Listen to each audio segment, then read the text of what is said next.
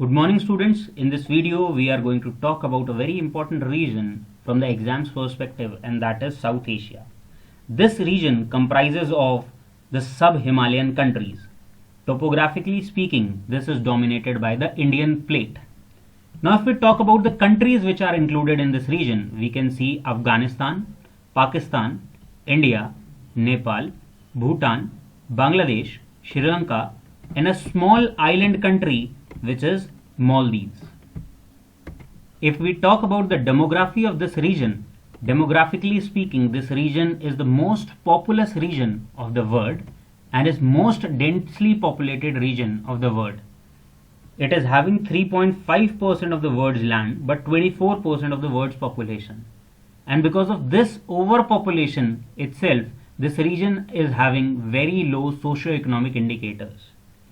In order to have an economic cooperation between the countries of this region, in 1985, an economic cooperation organization by the name of SAARC was started, the full form of which is South Asian Association of Regional Cooperation.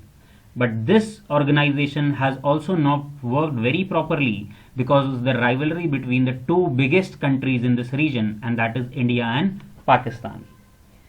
Now, if we look into the historical past of this region, we see a common historical past, but still there are a lot of diversity which can be seen as a hindrance for the cooperation among this region, and these diversities are in terms of the religion, because we see Afghanistan, Pakistan, Bangladesh and Maldives are having a dominant religion of Islam. India and Nepal are having dominant religion as Hinduism, whereas Bhutan and Sri Lanka are having the dominant religion as Buddhism. Moreover, in terms of polity, although today we see the democracy is thriving in all these countries, but in the past we see there were various kind of different polities which was working in these countries, such as military dictatorships, monarchies and different kind of democracies. Now we will have a look at all the countries individually, and we will start from the westernmost country of the region, and that is Afghanistan. If we take a close look at Afghanistan, we will clearly understand that it lies at such a strategic position that it is having a border with Central Asia, with West Asia, with South Asia and East Asia.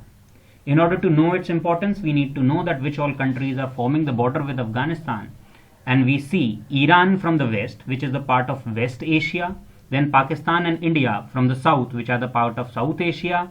Then we see Turkmenistan, Uzbekistan and Tajikistan from the north, which are the part of Central Asia. And if we have a closer look at on the eastern border of this Afghanistan, we will find this Wakhan corridor, which is a narrow land channel. Because of this, it is having a border with China, which is a part of East Asia. Thus Afghanistan acts as a bridge between Central Asia, West Asia, South Asia and East Asia, and thus it is correctly known as Heart of Asia. Now if we move into the political history of Afghanistan, we will come to know that the modern state of Afghanistan was created by Ahmad Shah Abdali. But then in the 19th century, this Afghan kingdom acted as a buffer between the Russian Empire, which was in the north, and the British India, which was in the south. British India tried to formalize its border with Afghanistan in the year 1893 by forming the Durand Line. But Britishers never respected this line and tried to gain a control over Afghanistan with 3 Anglo-Afghan wars. But they were not able to gain a complete control over it. But whatever residual control was there was also relinquished in the year 1919, and Afghanistan became a monarchy under Amanullah Khan. Subsequently, in the coming years, there were various coups which took place in Afghanistan, and the second coup in the year 1978 is very important because it created Afghanistan to be a socialist state and a Soviet protectorate. In order to protect the socialist government in Afghanistan, USSR had to invade Afghanistan in 1980s and waged a war against the Islamist fundamentalist Mujahideens. This war continued till 1996, when Afghanistan came under the control of Islamist fundamentalist group Taliban.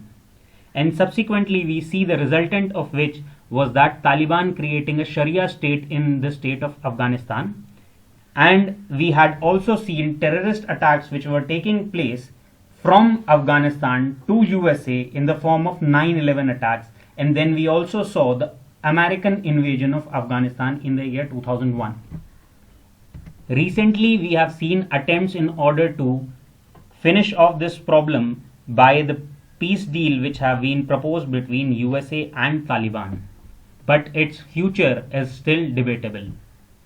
Now, when we talk about the geographical aspect of this country, we'll clearly see that the northeastern part and central part of this country are dominated by mountainous rugged terrain, in which in the northeastern part it is dominated by Hindu Kush and Nuristan ranges, and in the central part it is dominated by Turkestan mountain ranges and Sefid Ku mountain ranges. There are a number of rivers and reservoirs which are present in this region. For an example, Amu Darya, Hari River and Kabul River. But still, a lot of part of this country is dry, such as Sistan Basin, which is considered to be one of the driest regions of the world. If we also move to the north, we see Karakum Desert, which forms the boundary between Afghanistan and the Central Asian nations. And if we go into the south, we see Kash Desert and Margo Desert, which forms the boundary with that of Pakistan in the south. Even when the climate is very dry and the regions are very dry, we see it to be a leading nation in the opium production, and because of which it is considered to be the part of Golden Crescent. Now, if we talk about the demography of this region, it is dominated by various ethnic groups such as Pashtun, Tajiks, Hazaras, Uzbeks and Baloch. The official languages of this region are Dari and Pashto. Now we will shift our focus to the next country of this region, and that country is Pakistan. This is the fifth most populous country of the whole world. If we talk about the history of Pakistan, although it is a country which was created in 1947, but if we look into its historical past, we can find the places like Neolithic site of Mehergarh and Indus Valley civilization site of Harappa and Mohenjo-daro in this country. If we talk about its polity, it is an Islamic Republic of Pakistan, and it was initially created as a dominion in 1947, and it adopted a constitution in the year 1956. It got divided in the year 1971 into Pakistan and Bangladesh, and in 1973 it adopted a new constitution which stipulated that all laws are to conform with the injunction of Islam. When we talk about the geography of Pakistan, we can clearly divide it into three distinct geographical regions. One will be the Western Balochistan Plateau, which is rugged, arid and sparsely populated. This region is separated from the eastern fertile plains by the help of long mountain ranges which are running from north to south, such as Suleiman Range in the north and Kirthar Range in the south. Friends, we also need to remember here that in between these ranges we find passages or gaps which are known as passes. These passes are very important in history because these were the gaps through which ancient and medieval times Central Asian powers entered into India. Two of the most important passes are Khyber Pass, which is in the Swin Ghar range, and the Bolan Pass, which is in the Toba Kaker range. Now we move to the eastern side and we find very fertile plain formed by Indus and 5 of its tributaries, and that is why the name given to it is Punjab, that means land created by 5 rivers. Always remember that Punjab is a geographical connotation and not a political connotation. Thus we can find Punjab on both the sides of the border. 2/3 part of Punjab is in Pakistan and 1/3 is in India. The partition between India and Pakistan was not done on scientific lines, and thus this geographical region was also divided among the two countries. When Radcliffe created the line, the international border was created till this point of Jammu, which is known as Akhnur sector. Ahead of that, we find a accepted boundary today, which is known as LOC, and that is line of control. And to north of that, we find a disputed boundary, which is known as AGPL, the full form of which is Advanced Ground Position Line. In between of this LOC and the international border, we find two regions. One is Gilgit-Baltistan and the second is this Azad Kashmir or Pak occupied Kashmir. These regions are officially said to be the part of India, but Pakistan also claims sovereignty over them. Now when we talk about the political divisions of Pakistan, there are four political divisions seen in Pakistan. One is this Khyber Pakhtunkhwa.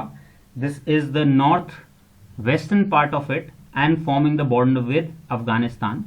This border is having Swat Valley in it, and this is an open border between Pakistan and Afghanistan. Then we see in the southwestern part of it the Balochistan Plateau or the Balochistan province. This province is very famous for the uprisings which has taken place recently.